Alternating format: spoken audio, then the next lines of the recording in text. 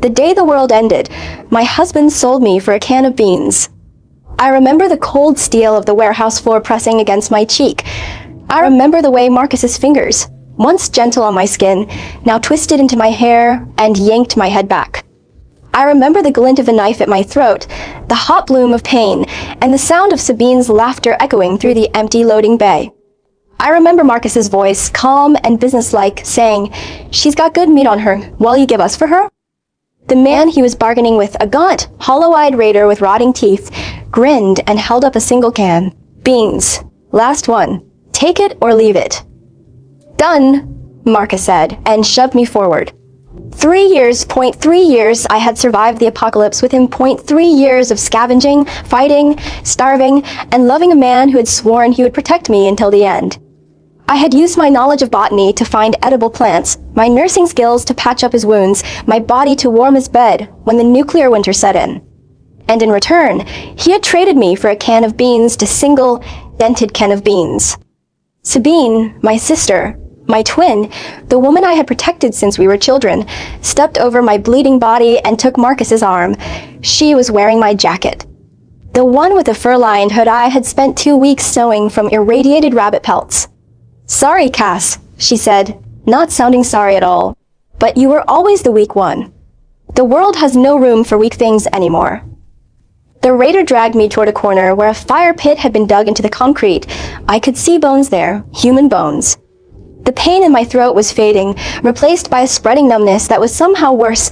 MY blood was pooling beneath me, hot and sticky, and I knew I was dying. I knew I had minutes, maybe seconds, left. But before the darkness took me, I heard it. A sound so pure and crystalline it seemed to cut through the chaos of the dying world. A chime. System initializing. Host detected. Cassandra Vance. Status. Dying. Compatibility. 98.7%. Activating Apocalypse Survival System. Error. Host fatally wounded. Unable to save current iteration. Initiating temporal reset. Returning host to pre-apocalypse timestamp. Warning. System energy depleted. This is a one-time intervention. Use your second chance wisely. The world went white. I woke up gasping in my own bed, in my own apartment, in a world that still had electricity. Sunlight streamed through the window. The sheets were clean and soft and smelled like lavender. The air conditioning hummed quietly. Outside, I could hear the sounds of a normal Tuesday morning. Cars, birds, the distant wail of a siren. IT was so ordinary, so impossibly mundane, that I burst into tears. I cried for 10 minutes. Then I stopped, got out of bed, and looked at the calendar on my phone. October 14th. The apocalypse would begin on November 1st. I had 17 days. 17 days before the first bombs fell. 17 days before the virus leaked from a military laboratory and began turning people into something no longer human. 17 days before the world I knew crumbled into ash and blood and the desperate, starving nightmare I had survived for 3 years. 17 days before my husband and my sister would try to kill me. But this time I was ready. "Welcome, host Cassandra." The voice was inside my head, not spoken, but resonant, like a thought that wasn't mine. A translucent blue screen materialized in front of my eyes. The Apocalypse Survival System is now fully operational. Your starter package has been loaded. Skill unlocked. Thought detection level 1. You can now hear the surface thoughts of anyone within a 10-meter radius. Skill unlocked. Dimensional storage level 1. You can store up to 100 kilograms of non-living material in a pocket dimension. Skill unlocked. Physical enhancement level 1. Your strength, speed, and durability have been increased by 50% above baseline. To unlock additional skills and upgrade existing abilities, you must accumulate survival points through resource acquisition, combat, and mission completion. I stared at the screen. A system. An actual, real-life system. The same one that had tried to save me in my final moments had now followed me back in time. Thought detection, I whispered. I can hear thoughts? Correct. Would you like to test the skill? Test a how? Step outside your apartment. The world is full of thoughts. I pulled on jeans and a sweater. My hands trembling that I walked out of my bedroom, through my small living room, and into the hallway of my apartment building, and my neighbor, Mr. Henderson, was walking toward the elevator. He smiled at me. "Morning, Cassie," he said. And then I heard it, not with my ears, but inside my head, as clearly as if he had spoken aloud. Asterisk, poor thing. Still living alone. Probably a lesbian. Such a waste of a pretty face. Asterisk. I froze. Mr. Henderson was still smiling, still waving, still radiating grandfatherly warmth. But underneath it, his thoughts were a sewer. "H, have a good day," I managed, and he nodded and stepped into the elevator. So that was thought detection. The world was full of hidden ugliness. And if I could hear it, I could protect myself from it. I could see the knives before they struck. The first thing I did was go to the bank. I had $37,000 in savings, money I had been setting aside for a down payment on a house that Marcus and I were supposed to buy together. Marcus had convinced me to put the account in both our names. "What's mine is yours," he'd said, kissing my forehead. "We're partners." Now I withdrew every cent. I closed the joint account and opened a new one in my name only. The teller gave me an odd look, but processed the transaction without comment. Her surface thoughts were about lunch. She didn't care about my marriage. Next, I called my boss and quit my job that I had been an emergency room nurse at St. Mary's Hospital for 8 years. I loved the work, but the hospital would be ground zero for the virus. I couldn't save everyone, and I couldn't stay that I had to focus on saving myself. Then I started buying supplies. I emptied my new bank account, I maxed out my credit cards, that I sold my car to a dealership for cash, and I sold my jewelry, including my engagement ring, to a pawn shop. By the end of the day, I had nearly $90,000 in cash, and I spent every dollar. Canned goods, water purification tablets, medical supplies, antibiotics, bandages, vitamins, sleeping bags, a portable generator, solar panels, gasoline, and a handgun with 500 rounds of ammunition. A crossbow with 24 bolts, seeds, tools, batteries, a shortwave radio, books on wilderness survival, first aid, and mechanical repair. I stored everything in my dimensional storage, a pocket dimension that felt like a vast, dark warehouse in the back of my mind. It was empty and infinite, and it accepted everything I fed it without ever filling up. By the third day, I had enough supplies to last a small group for 2 years. Then I went to my sister's apartment. Sabine lived in a luxury high-rise in Midtown, paid for by our parents. She had never held a job for more than 6 months. She spent her days shopping, posting on Instagram, and cultivating an image of effortless glamour that our mother adored. She was the golden child. I was the responsible one, the one who had gone to nursing school while Sabine partied, the one who had been expected to support her sister forever, because that's what family does. I knocked on her door. She opened it, looking surprised. "Cass, what are you doing here? You look terrible. Are you sick?" Her surface thoughts flooded into my mind. Asterisk God. She looks awful, that I asked. She wearing clothes from Goodwill? Please don't let her ask for money again. Marcus said she was being weird about the joint account. I smiled. "I just wanted to see you. Can I come in?" "Sure, I guess. I'm getting ready for a date, so you can't stay long." I followed her into her apartment. IT was immaculate, decorated in shades of cream and gold, every surface gleaming. She had fresh flowers on the coffee table. Her walk-in closet was visible through a half-open door, and I could see rows of designer dresses and handbags that cost more than my monthly salary.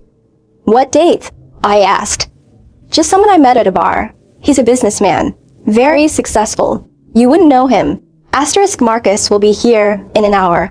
I need to get rid of her. Why does she always show up at the worst times? Asterisk. Marcus. She was waiting for Marcus. My husband. Her lover. I already knew. Of course, I had known since before I died.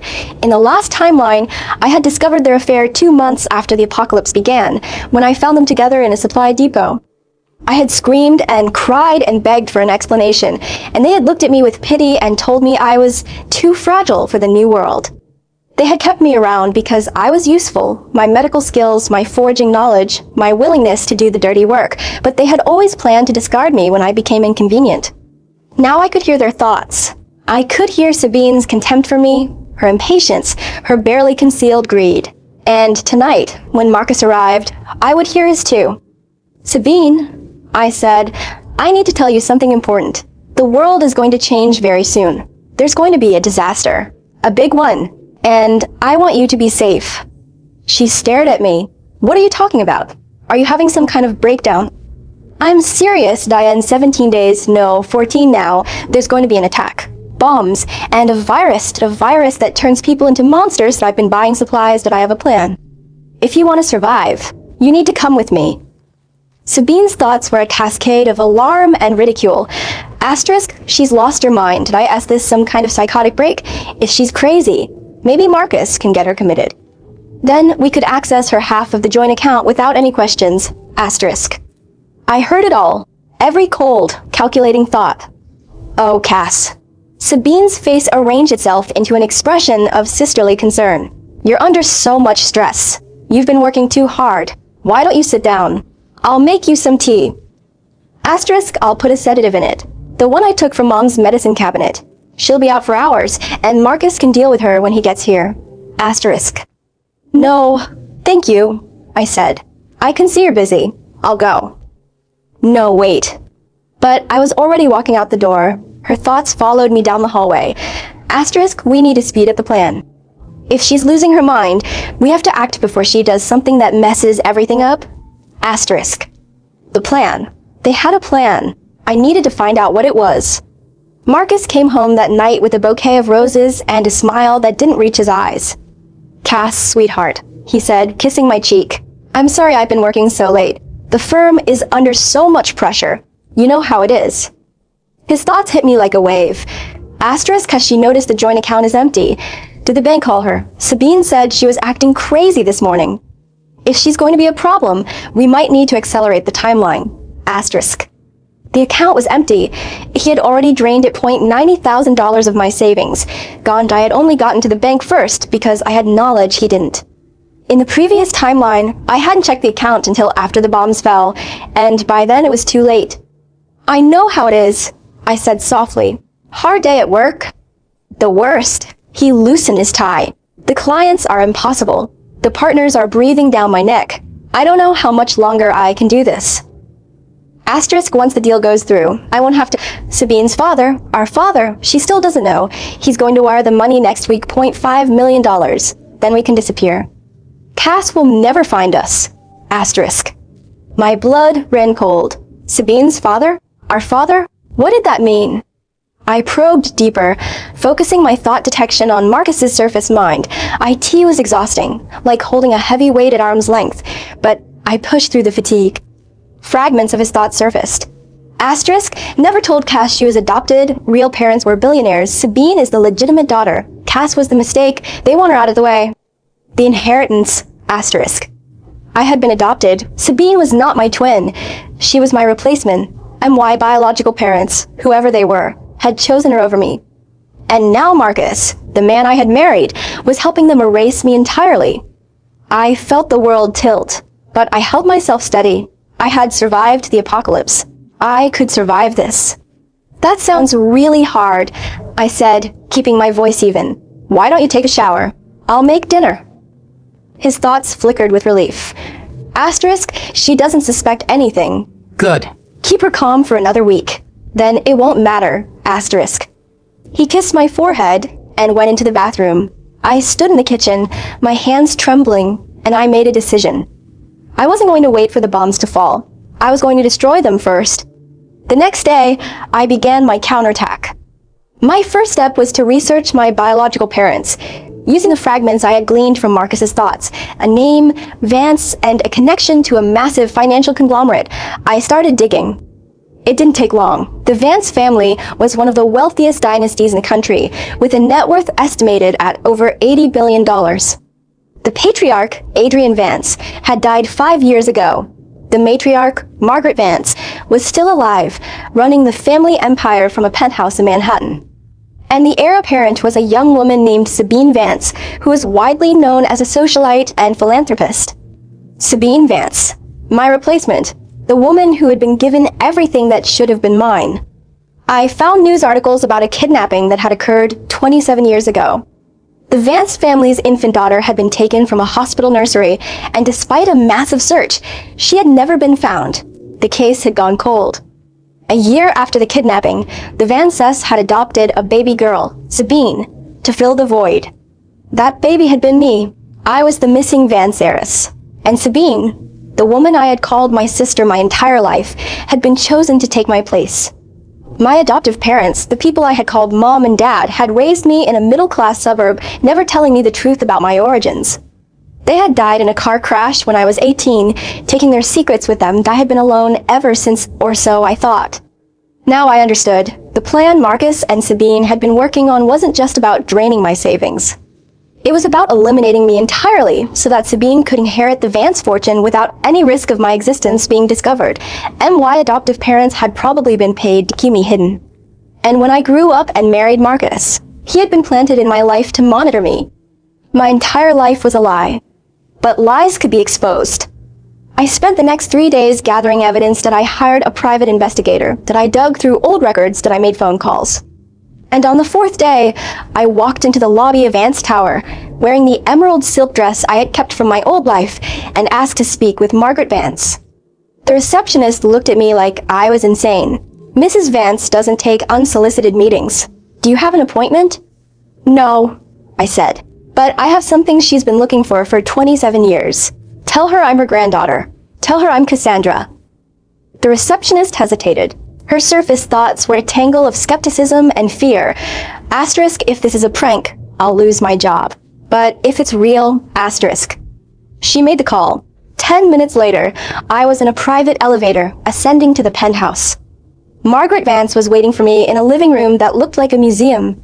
Modern art on the walls, antique furniture on the Persian rugs, a wall of windows overlooking Central Park. She was 73 years old, silver-haired, with eyes like winter steel. She was seated in a wingback chair, and when I walked in, she looked at me with an expression I couldn't read. You say you're my granddaughter, she said. Prove it. I have a birthmark, I said. On my left shoulder, shaped like a crescent moon, the same birthmark that was described in the police report from the kidnapping. I also have a DNA test. I ran it against the sample in the missing persons database. It's a match. I handed her the folder I had prepared. She opened it, her hands steady, and read through the documents, the private investigator's report, the DNA analysis, the photographs of me as a child, showing the crescent-shaped mark on my shoulder.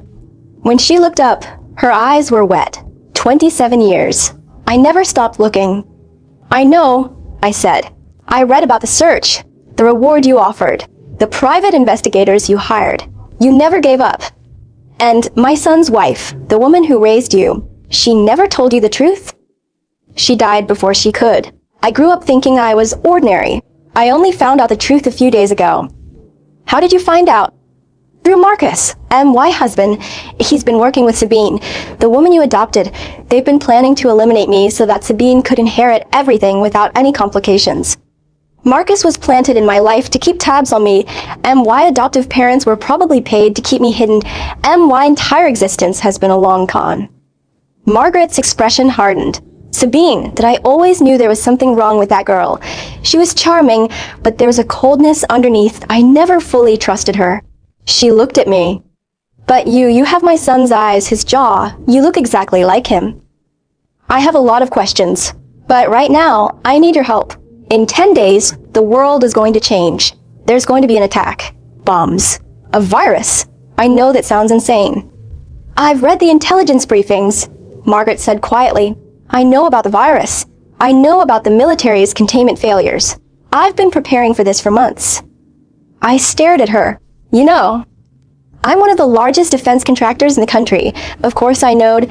I've been stockpiling supplies, securing facilities, and making arrangements for a very different future. The question is, how do you know? I've seen it, I said, in a way that's hard to explain. But I know exactly what's coming, and I know how to survive it. I can help you. Margaret looked at me for a long moment. Then she nodded. Then it seems we have a lot to discuss. Welcome home, Cassandra. The days before the apocalypse passed in a blur of preparation. Margaret Vance was a woman of immense resources and even greater determination. Once she accepted the truth of who I was, she moved with the speed and decisiveness of a military commander.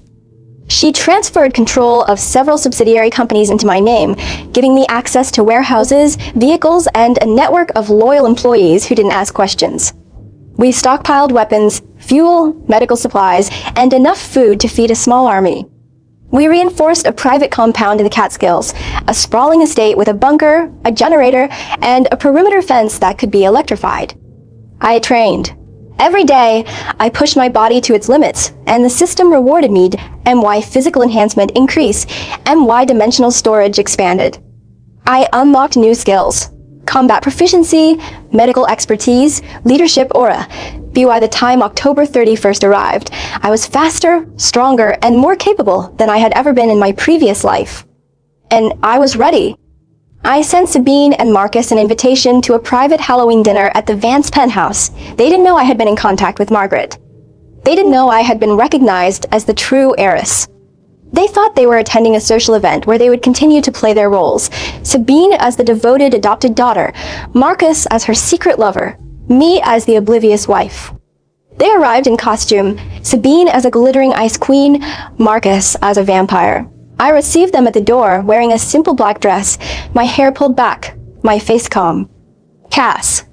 Marcus's smile flickered when he saw me. What are you doing here? I might ask you the same question, I said. Please come in. They exchanged a glance, a flicker of confusion, then calculation. Their thoughts were loud and clear. Asterisk, what is she doing here? Does she know? No, impossible. Margaret would have told me if something had changed. Asterisk, Sabine. Asterisk, stay calm. Whatever this is, we can handle it. She's just a nurse. She has no power here. Asterisk, Marcus. I led them into the main living room, where Margaret was waiting. She was seated in her wingback chair, flanked by 2 security guards and a team of lawyers. The room was lit by candles, casting long shadows across the walls. Sabine, Margaret said, her voice cold.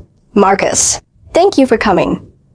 Grandmother, Sabine said, her voice instantly shifting into the sweet, deferential tone she used with wealthy relatives. What a wonderful surprise that I didn't know you were hosting tonight. And Cass, I didn't expect to see you here at all. How do you know my grandmother? She knows me, Margaret said, because she is my granddaughter. The real one. The one you replaced. Sabine's face went white. What? That's absurd. I'm your granddaughter. I've always been your granddaughter. Cass is just, she's nobody. She's a nurse. She is the daughter of my son, Adrian Vance. She was stolen from a hospital nursery 27 years ago, and you, Margaret's voice was steel, were chosen to replace her. You've known about this for years. You've been working with Marcus to keep her hidden, to drain her resources, and to ensure that she never discovered the truth. And when she finally started asking questions, you planned to eliminate her entirely. This is insane. Marcus stepped forward, his hands raised. There's no proof of any of this. Cass, don't listen to her. She's confused. She's old. I held up my phone. I have recordings, your thoughts, Marcus, your conversations with Sabine, the bank transfers, the plan to have me committed to a psychiatric facility, the plan to access the Vance fortune through Sabine's inheritance. All of it. You can't record thoughts, Sabine sneered. You sound crazy. I don't need to record your thoughts. I pressed a button, and the hidden speakers in the room filled with sound. Marcus's voice, from a conversation I had recorded 3 days ago in a cafe where I had been sitting at the next table, disguised. Once the old lady is dead and Cass is institutionalized, Sabine inherits everything, will be set for life. Just a few more months, and it'll all be over.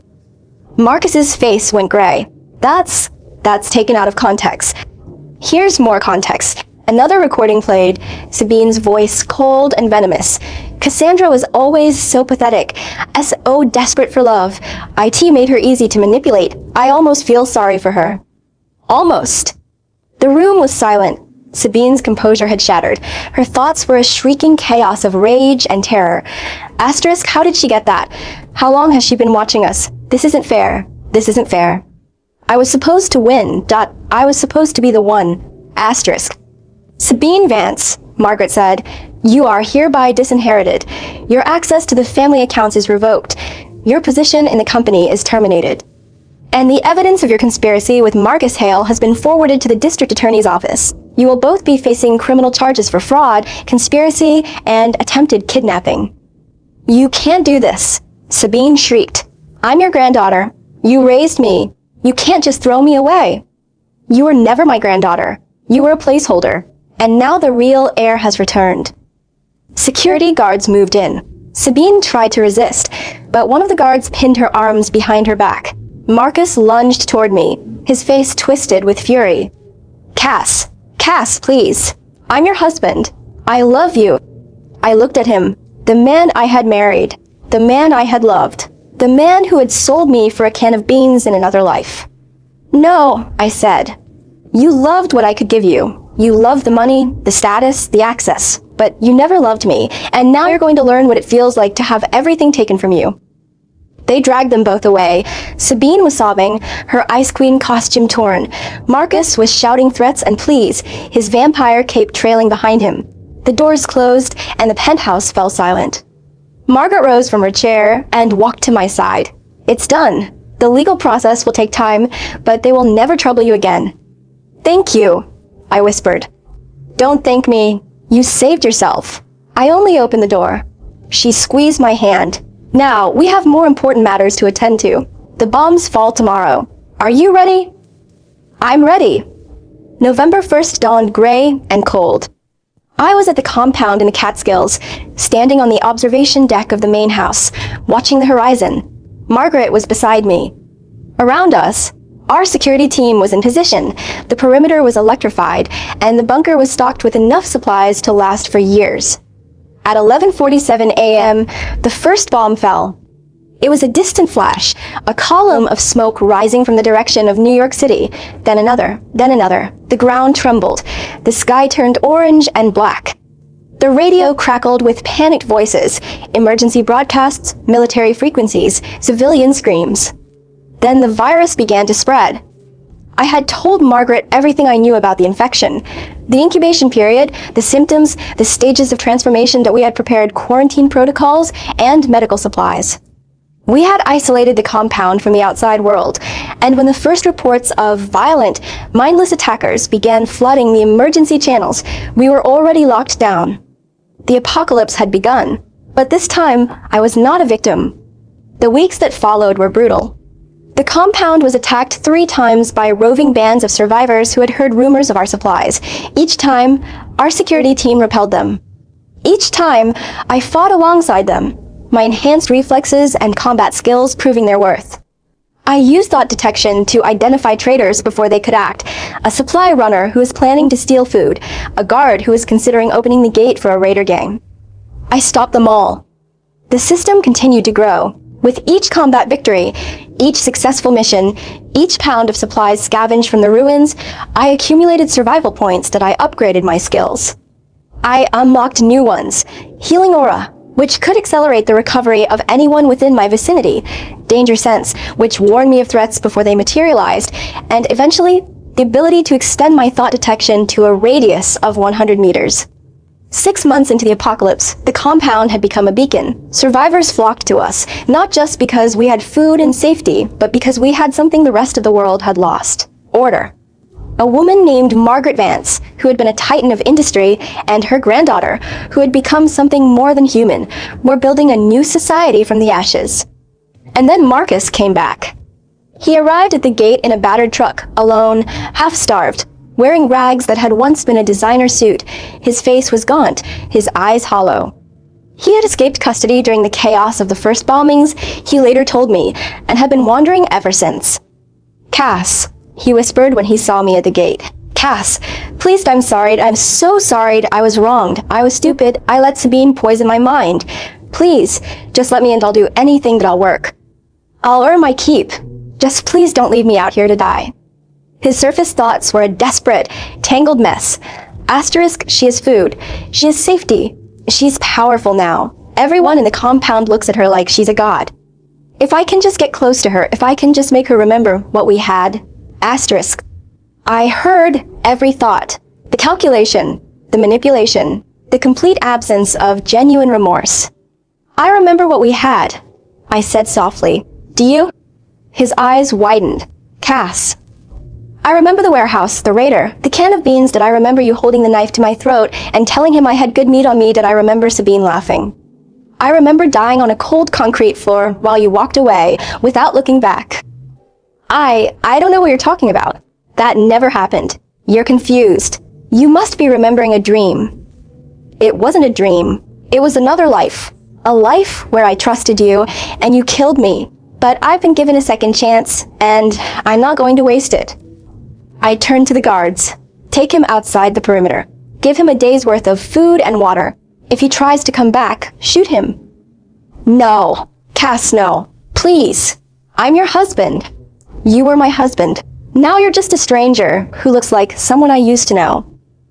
They dragged him away, his screams fading into the distance. I watched until the truck disappeared, and then I walked back into the compound. I didn't look back. Sabine never made it to the compound. I heard through the survivor network that she had been captured by a raider gang in the early days of the apocalypse, traded between factions, and eventually killed in a dispute over supplies. I felt nothing when I heard the news. Not satisfaction, not grief, just a quiet, distant acknowledgement that the scales had finally balanced. Margaret died peacefully 2 years into the apocalypse, surrounded by the community she had helped build. I buried her in the garden of the compound, under a white oak tree that had survived the bombs that I gave the eulogy, and I promised her that I would carry on. I am the leader of the Vance compound now. Our community has grown to over 2,000 people that we have farms, schools, a clinic, and a council that governs by consensus. We have reclaimed a corner of the world from the chaos, and we are building something new, something better. The system is still with me, a quiet hum of power in the back of my mind. IT tells me that I have completed the main quest, survive, thrive, lead, but that there are more challenges ahead. There are other compounds, other leaders, other threats. The world is still broken, but I am not broken anymore. Sometimes, late at night, I think about the woman I used to be, the woman who trusted Marcus, who loved Sabine, who believed that the world was kind and that people were good. She died on a warehouse floor, but her ghost is still with me, a quiet reminder of what I survived and what I am fighting for. I was sold for a can of beans. Now I am building a kingdom. And I am just getting started.